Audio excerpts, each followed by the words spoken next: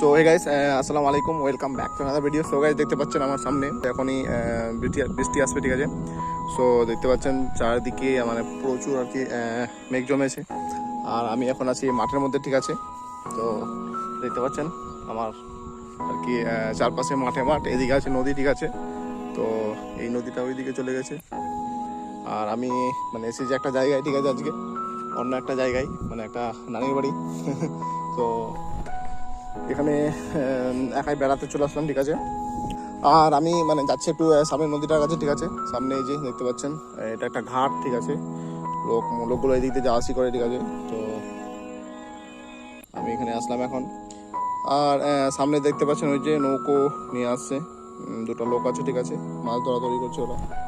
আর আমি এখন এখানে এখন চলে যাচ্ছি, ঠিক আছে। মেঘ লেগেছে প্রচুর, এখন বৃষ্টি পড়ছে, হালকা হালকা বৃষ্টি পড়ছে ওপর থেকে, হয়তো আপনারা বুঝতে পারছেন না, কিন্তু পড়ছে, আমি বুঝতে পারছি। তার জন্য এখন চলে যাচ্ছি বাড়িতে, ঠিক আছে। আমার নানির বাড়ি, ওখানে এসছে আমার নানি, ঠিক আছে। আমার অ্যাকচুয়ালি আমি এসেছি আমার নানির মায়ের বাড়িতে, ঠিক আছে। মানে অনেক দিন থেকে নানি আসেনি, অনেক দিন থেকে আমাকে বলছিল যে নিয়ে যেতে, তার জন্য নিয়ে আসতে পারিনি। তো আজকে ফাইনালি নিয়ে চলে আসলাম বেড়াতে নানিকে মায়ের বাড়িতে। সো এখন যাচ্ছি, নানি তো ওখানে আছে বাড়িতে, আমি এদিকে চলে আসছি মাঠের মধ্যে, ঠিক আছে। আর এখন যাচ্ছি ওখানটায়।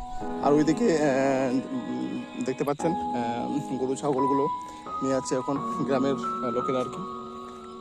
আর এই যে দেখতে পাচ্ছেন গ্রামের মেঠো পথ। এটা হচ্ছে গ্রামের মেঠো পথ, ঠিক আছে। আর ওই যে সামনে ওটি হচ্ছে কিসের আখের জমি, ঠিক আছে, মানে কুশিয়ার আমাদের ভাষায় বলে। তো ঠিক আছে গাইস, দেখা হবে পরবর্তী কোনো আবার ভিডিওতে। আর ততদিনে সবাই ভালো থাকবেন এবং সুস্থ থাকবেন। আর সবাইকে আসসালামু আলাইকুম।